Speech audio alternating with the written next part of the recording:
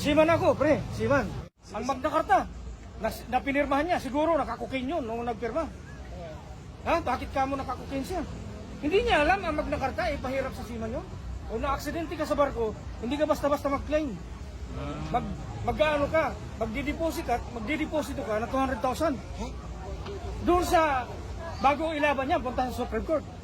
At saka bago mo makuha ang kuwan mo, mga 9 years yan. Kasi ang haba ng labanan. Panalo ka na sa duli. Mag-aapila ang kalaban, dadalhin sa Court of Appeals. Galing ng Court of Appeals, dadalhin sa Supreme Court. Bago mo makuha ang ipinaglalaban mo, kasi ripat ka eh. Pag sinabi ripat, napauwi ka dahil sa medical condition. Na-aksidente ka. Hindi mo makukuha ang CBA mo. Ano ang ibig sabihin ng CBA?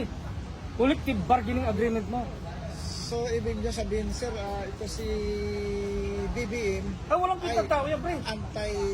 Anti-seaman yan. Yan si Tulfo, putangin na niya. Wala siyang pakinabang. So, Hindi niya ina-analyze na makaka-apekto sa seaman niyang ginawa niyang ship. Alam mo yung Shipbuilders Magna Carta? Kung saan ang galing yan? Sa naglagay ang kumpanya diyan. Kagaya niyan, no? Ang lalaking kumpanya yan. Siyempre, magbibitaw ng bilyon yan para ang shipper hindi makapagdemanda.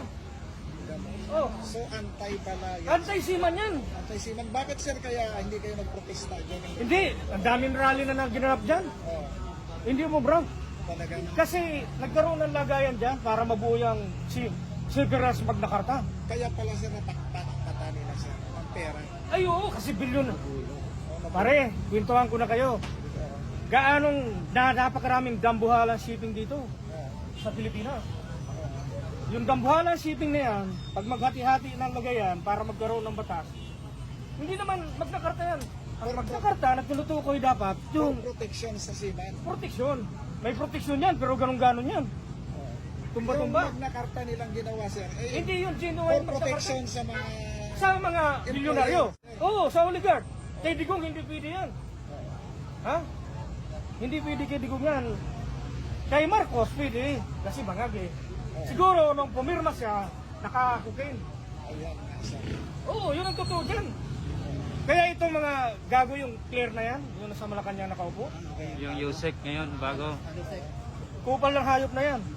Bakit ka mo kupal yan? Siya, wala siyang pag-aalala dyan sa Shipbuilders Magna Carta na yan.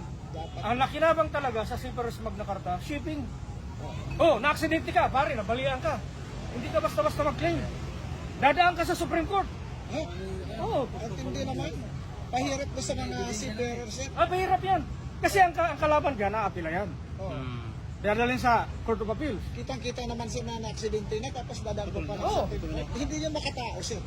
Ay, hindi makatao. Antay, Alam mo, nung pinirmahan niya Magna Carta niyan, bangag yan sa cocaine.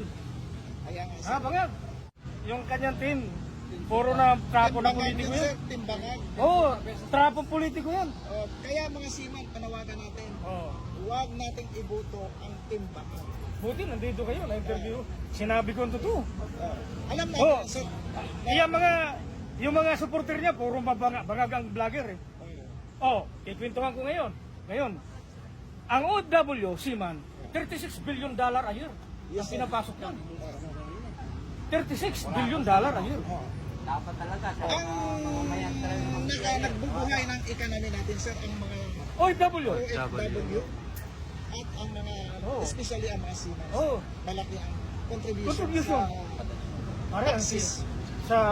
Kasi $36 billion a year ang remittance. Oh.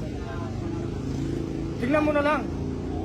Baka ang buong Pilipinas na ekonomiya kaya patakbuhin dyan. Pero hindi iniisip yan. Ito si Tulfo, puro to kayabangan. Ang alam lang ni Tulfo, alam mo kung ano? Yung pakialaman ang issue ng asawa, mag-asawa. Pero siya, 3 ang kaso sa... May bigami na kaso yan. Si Tulfo eh. I-search mo. Hindi ba sir, may hearing yung PCSO? Isang hearing lang natapos na hearing. Ay, bilyon kasi ang... Natakpan ng bilyon sa... Oo, natakpan ng bilyon. Kaya yan si Claire, gusto mo magdebate tayo eh. Ipapamukha ko sa'yo na ang kinakampihan mo, ulol na gobyerno yan. Hindi na makatarungan. Walang malasakit Walang sa malasakit. mga mahihirap. Lalo na itong mga seaman, naghihirap yan sa harap. Oo. Pare, hinalimbawa ko sa inyo ang tatlo na para maginhawa ang buhay. Yung Seaman Book Passport, lisensya. Lisensya. Ikaw, nagdadrive ho kayo. Yun, ang lisensya mo. Dating 2 years lang yan. 3 years. Renew ka. Ngayon, 10 years yan. 10 years. Salamat kay Tatay Digo. Oo. Ginhawa sa mga tao na. At saka, dati, yun nga, kinikwento ko sa inyo. Pag pinarantin ka sa hotel, hindi hotel-hotelan ha. Kasi na-quarantine ako sa tawag yan, City Garden Hotel. Na-quarantine ako dyan. Manila, sa Makati. Na-quarantine ako sa Marriott. Mga sikat na resaban yan sa Shangri-La. Panahon di ko nga. Panahon di ko. Ikaw si Ruas ang presidente. Baka doon ka sa eskwelahan. Kasama kayo na ba? Baka, baka nandun sir sa, baka doon sir sa Porta Cabin. Porta Cabin kasi anti-poor sila sir. Okay lang na sa YouTube pa rin ha. Opo. Para marinig dito mga kupal ng senador na ito eh.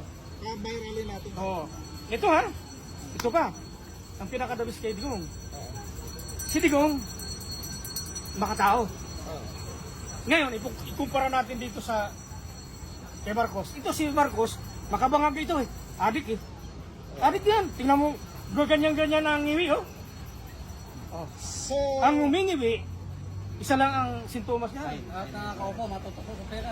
so sir, ano panawagan nyo sa present government ngayon sir? Sir, Sila, mga hakot yan eh. ayusin niyo ang ginawa niyo sa Magna Carta, hindi yan sa Seafarer.